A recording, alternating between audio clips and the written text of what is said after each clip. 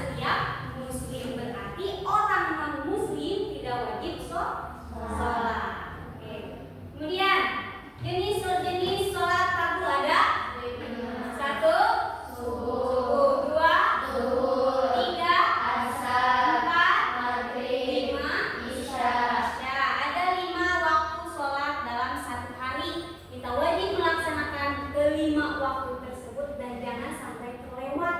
Karena apabila kita melewatkan sholat 5 waktu, maka hukumnya adalah dosa. Kemudian ada syarat wajib sholat. Syarat wajib sholat itu ada 3. Yang pertama Islam. Orang yang Islam wajib melaksanakan sholat fardu. Tetapi orang yang non muslim tidak wajib melaksanakan sholat fardu. Kita beragama apa? Islam. Berarti kita wajib melaksanakan sholat. Kemudian yang kedua adalah berakal sehat. Berakal sehat itu tidak sakit. Kita berakal sehat. Nah, kalau yang sakit itu seperti apa contohnya? Yang tidak berakal sehat. Hah? Orang gila, ya. Orang gila misalkan. Nah, orang yang tidak berakal sehat atau orang gila tidak wajib melaksanakan sholat. Karena di dalam syarat wajib sholat harus berakal sehat. Berarti kalau kita berakal sehat wajib melaksanakan sholat. Yang ketiga adalah balik. Balik itu apa? Contoh di perempuan syarat wajib baliknya salah satunya apa? Hah? Menstruasi atau haid. Jadi apabila ada satu perempuan sudah haid, keluar darah haid, maka wajib melaksanakan sholatnya karena dia sudah termasuk dalam kategori balik. Kalau di laki-laki apa? Salah satunya mimpi basah. Mimpi basah itu mimpi bersetubuh dengan lawan jenisnya. Nah, sehingga laki-laki tersebut apabila sudah mengalami mimpi basah wajib melaksanakan sholat karena sudah termasuk kategori balik untuk laki-laki. Kalau di perempuan berarti haid. Kalau di laki-laki berarti mimpi basah salah satunya. Kemudian ada juga syarat sah sholat. Ada 4. Yang pertama suci dari hadas dan najis. Suci dari hadasnya. Hadas ada berapa? 2. Hadas kecil dan juga hadas besar. Hadas kecil contohnya. Contoh dari hadas kecil. Kencing, terus BAB, buang air besar, kemudian kan, itu termasuk hadas kecil. Kalau hadas besar misalkannya seperti